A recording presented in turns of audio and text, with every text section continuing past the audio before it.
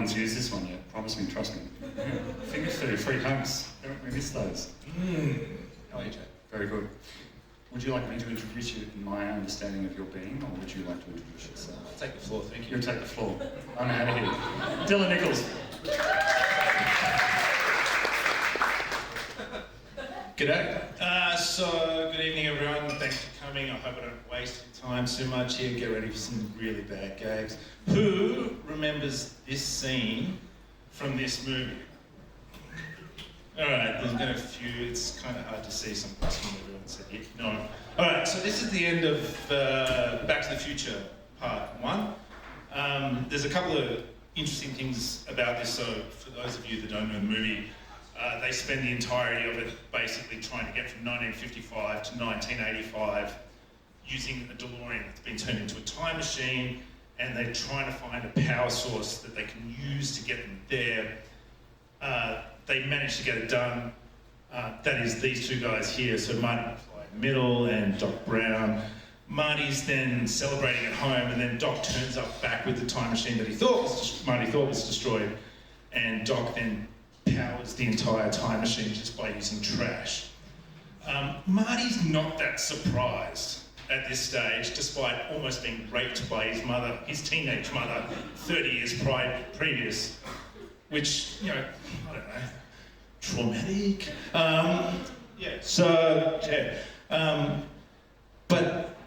So despite Marty just passing over this massive change to the storyline, one of the other interesting thing here is, also the actress, Elizabeth Shue, was changed for the second and third ones because she didn't get along with the producer. But that's by the by.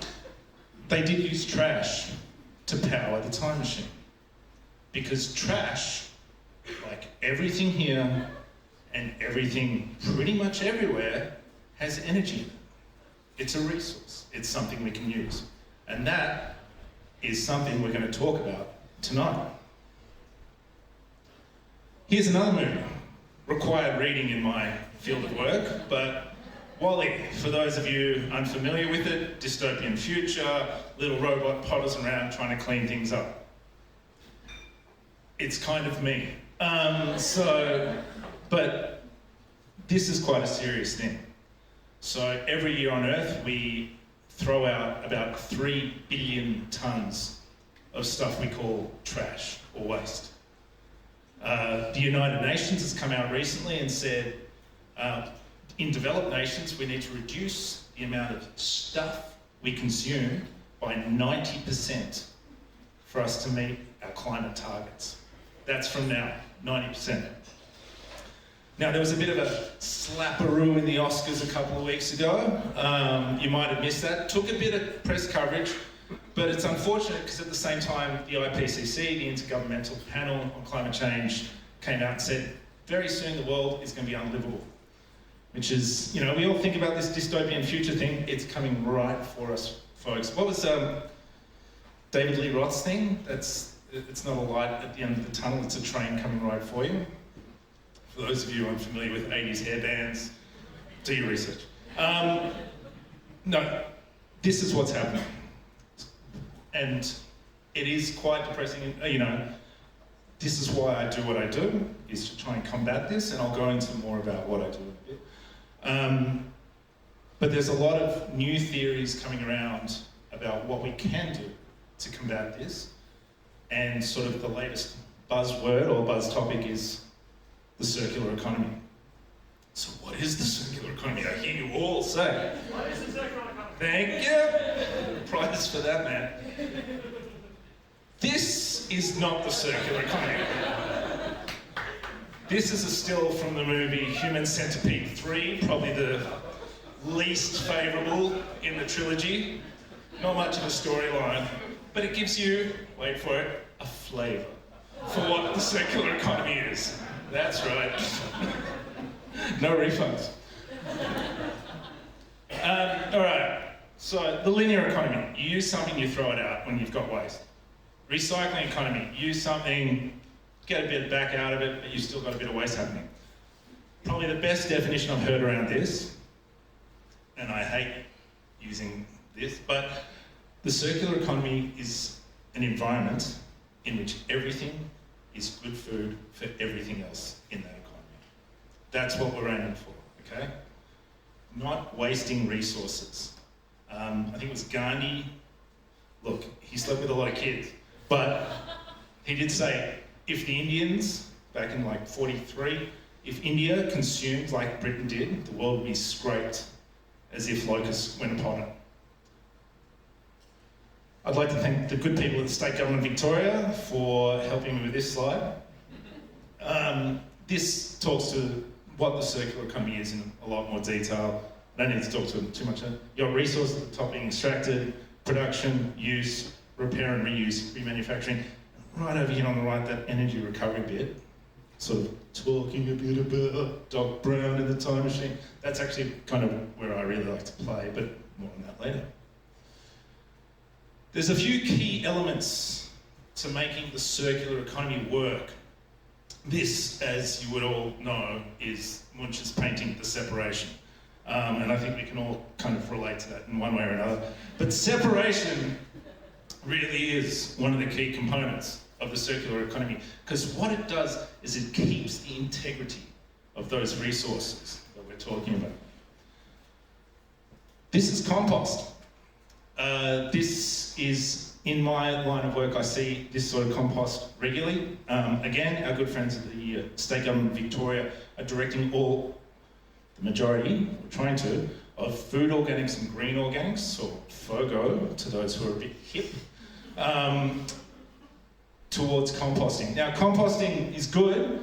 It does draw a lot of energy, but you also get, if you don't have your separation line, you get a lot of these contaminants.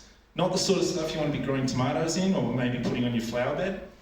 I've seen industrial or chemical testing results from industrial composting, which has resulted in very, very high levels of PFAS contamination.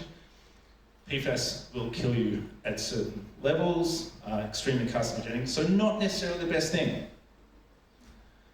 This is from my good friends at Yarra Valley Water. They take food organics, stick it in these tubs, they're like massive ice cream containers, where literally bugs go in, eat the food, fart. The farts are captured as a biogas, and it's burned, and it creates about 3 megawatts of power. The international, I'm gonna get this wrong, environmental water something, Ed, I might lean on you at some point, have come out and said this is the best way of treating food organics. Thank you. Plastics! Can't talk about waste without talking about plastics. Very exciting. So, plastics are actually quite a good product. Yeah, very strong polymers, they can be reused, you can smash them up, chip them, turn them into something else pretty well. But the unfortunate thing with plastic, so I'm going to talk about another element of making sure the circular economy works here, and this is education. So I'm going to tell you a little story about a transfer station out in the eastern suburbs that was collecting your PETs, your HDPEs, your LDPEs, probably not PVCs. There's lots of different plastics. The little bins set up. What they found was that they weren't necessarily getting just plastics. They were getting cats, dogs, birds, and these sorts of things. Because they thought PET. Oh yeah, who's happy now? So education is important. Look, good calorific content right there, but now, I'm all for the healthy exploration of the human body. But some things can't be recycled. Look, I've been on the thing known as the internet. Don't let this grey hair fool you. There are people out there that want second-hand sex toys and are willing to pay for them. I don't want to meet these people, and I certainly don't want to eat at the same table as these people, but they're out there. The point of this slide around, in regards to the circular economy, is we have to really consider carefully what we are purchasing. Can it be recycled? Do we want it to be recycled? And if anyone's out there and has a good idea for compostable sex toys, bang, go for it. Humans.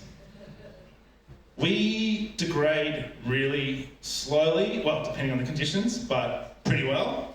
We've got a high calorific content, but we've got a lot of crap in us, particularly those of us in older generation. We've got mercury in our fillings, we've got metal in our joints. You burn us up, it's a good way of avoiding cemeteries and other wasteful use of land, but the emissions that come from that are pretty toxic. So what do? We've got to start thinking innovatively about how we do these things. It's also part of the circular economy.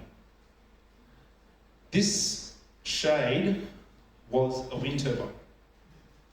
There's a lot of this, so speaking of thinking innovatively, this is something that can be done. Until recently, most wind turbines, it was very difficult to recycle or reuse them due to composition. Vestas, I think, have cracked that, but anyway, this is an example of making sure that people's hands or bums don't get too hot in the sun and things don't go to waste. Now, promises.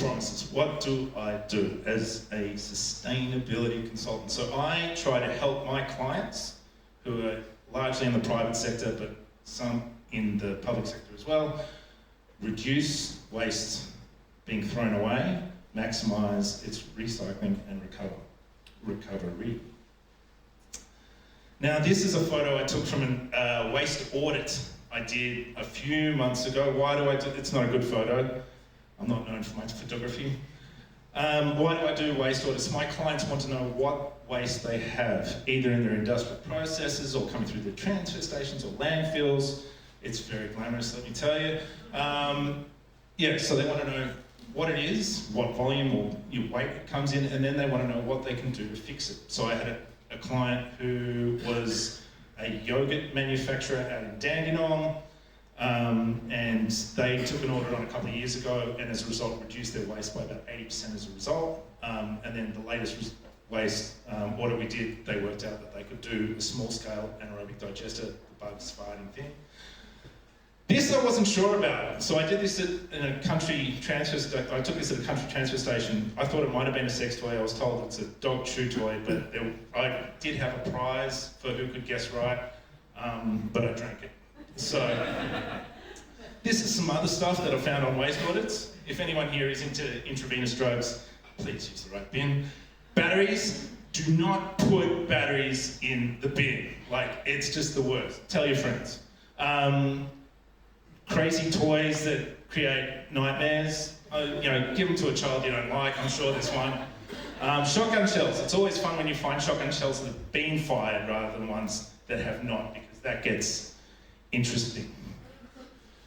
What else do I do? So this is a landfill gas and collection system. So I helped construct, operate, and get this thing accredited. So this collects, it has 53 different wells attached to it.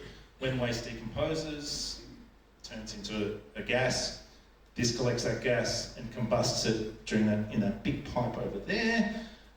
You measure how much you've combusted, and each one you combust is worth 1 Australian carbon credit unit, which you can then sell on. This is how a lot of people meet their emissions reduction targets. And it stinks. It really fucking stinks. Solar panels. Another one of my clients has licensed a solar panel recycling system.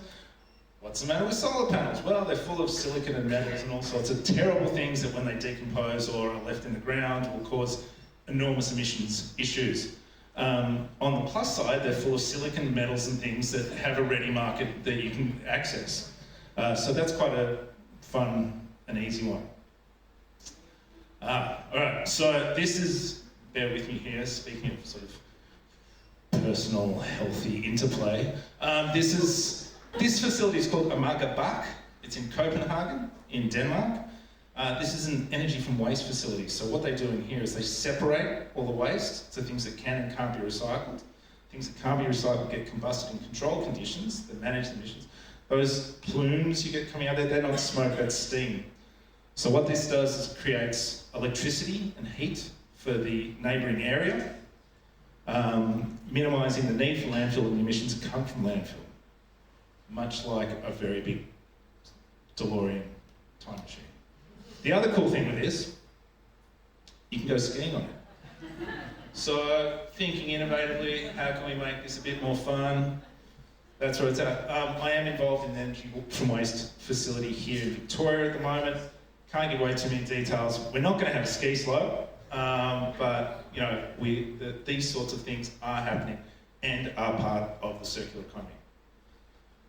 This is in Osaka. Just throw this in. This is another energy from waste facility that I've visited.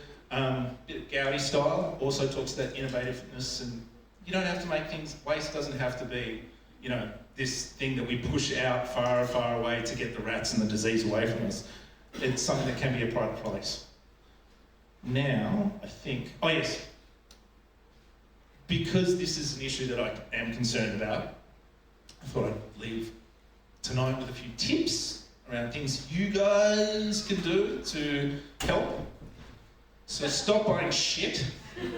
Remember that number. We need to reduce our consumption by 90%. Go home, think about what you need. You don't have to do it tomorrow, work towards it. It's stop buying shit. A couple other things. EPA Victoria, really good people, very supportive in this space. They've got a great app. If you see someone littering or dumping waste, bucking, get on that app and report it. You can go to jail for really bad offences. So let's get the bad people put away. Right. Most of my clients are private industry. They're not doing this because we've got a great federal government that's pushing them to. They're in this space because their consumers are saying, we want to see something better. Put the pressure on them. Say we want biodegradable packaging. Say we want less shit. Textiles, so look, I've done some work with this group, apparel, there are others, block text and those sorts of things. Textiles are terrible when they're being produced, they're terrible when they're in landfill. Keep textiles out. Apparel, use textiles to make insulation products, dog beds, those sorts of things. I don't know how many dog beds you need. Yeah, better option than landfill. Share waste, great little app. If you do have FOGO or food organics at home, it's like community-based composting. It is a good option. If you can get onto it, get some exercise, you might meet some people. Who knows what might happen. All right, last thought. When you go to the supermarket, you scan your stuff. You know what's in there, you know the weight, you know the composition. Imagine you had this on your bin. Imagine everything you put into your bin was scanned, weighed, you knew the calorific content, you know the material composition, and you could then direct that to the highest bidder or the best source that you wanted. This is where I think we need to move towards. We can't just have it all going one way. We've got to work out the back end of it as well. This is one of the things that I think about at night. I'll leave you with that one. Look, thanks very much, everyone. I'm the fluffer tonight. I hope I've warmed you up well. Go Dags. Any other time?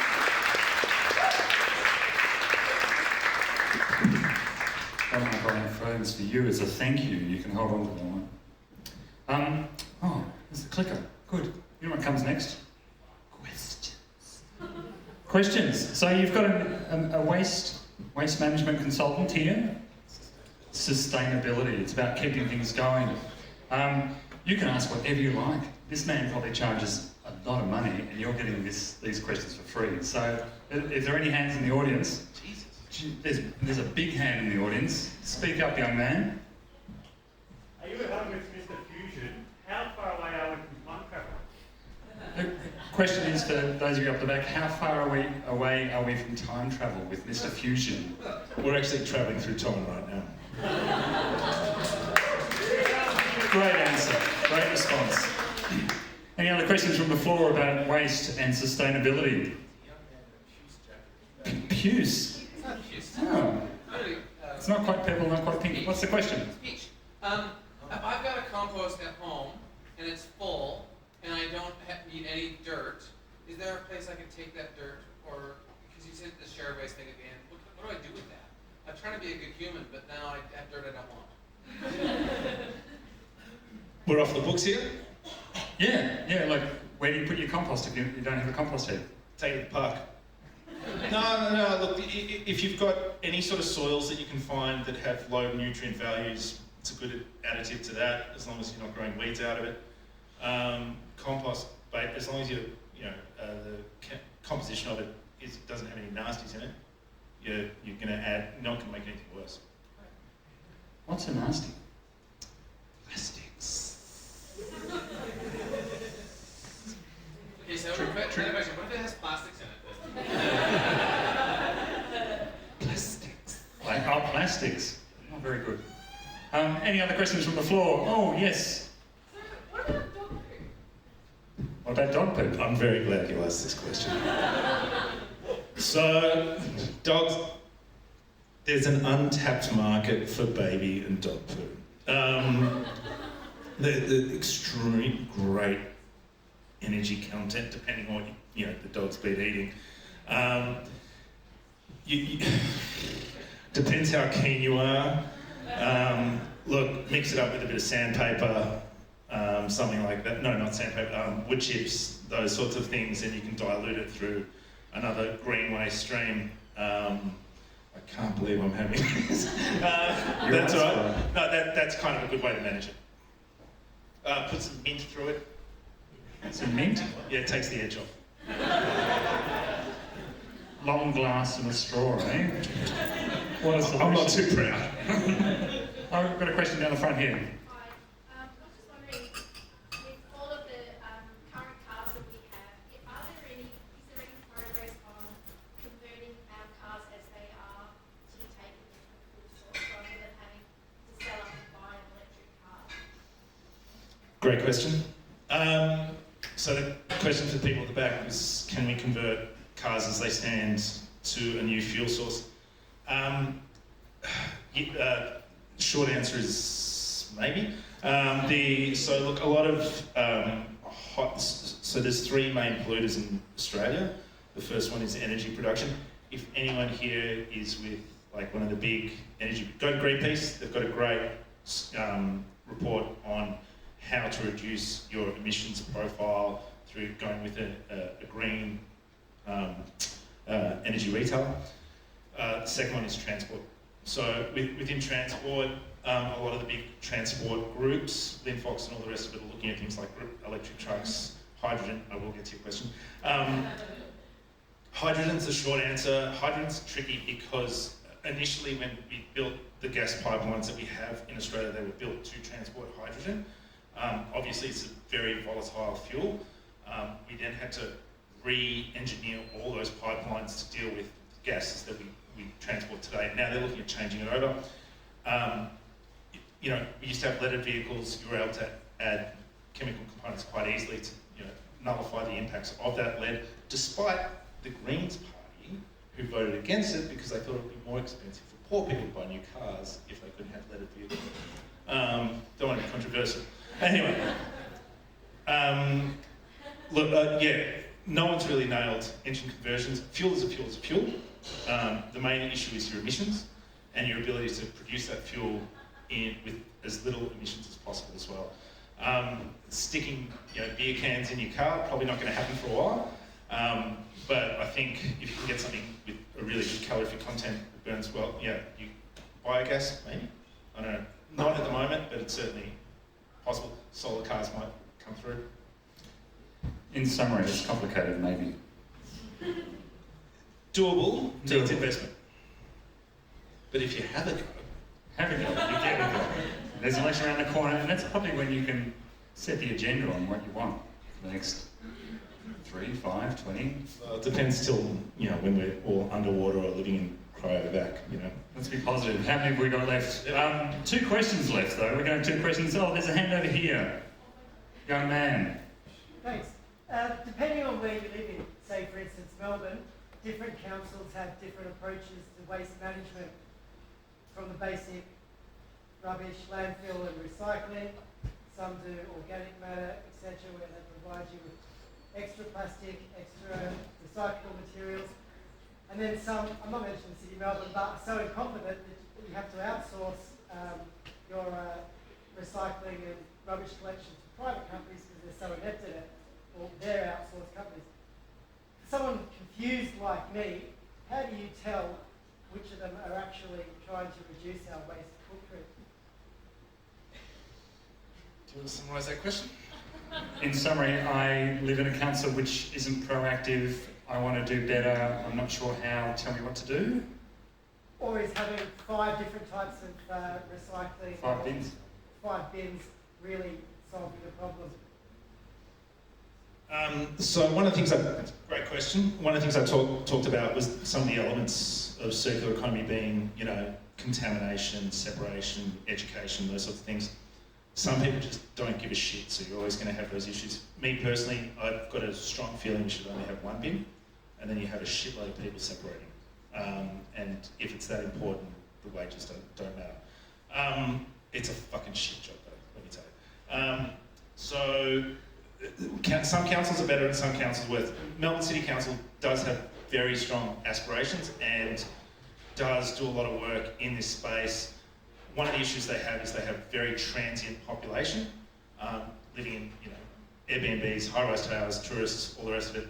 And those sorts of people don't really care. They're just in and out for a spot. Do they want to walk all their stuff all the way down to the basement to make sure it goes in the right bin? Probably not. That's why I say 1 bin in those sorts of situations is probably going to work, and there is stuff coming through. I'm working on another project to work with contaminated organics.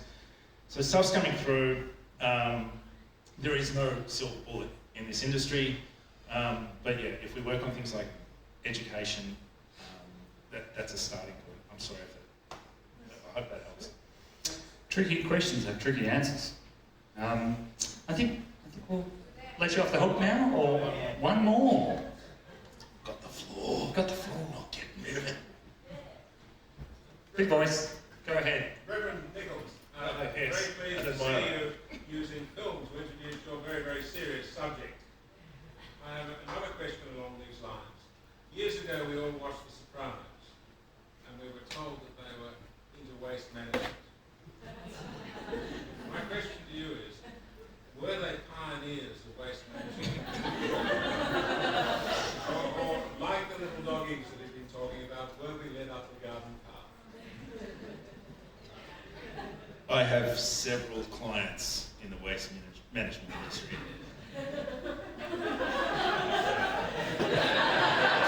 Great place to leave it. Thank you very much, Phil and Nichols. Thanks for coming out tonight, volunteering his time and his brain. Stop buying shit.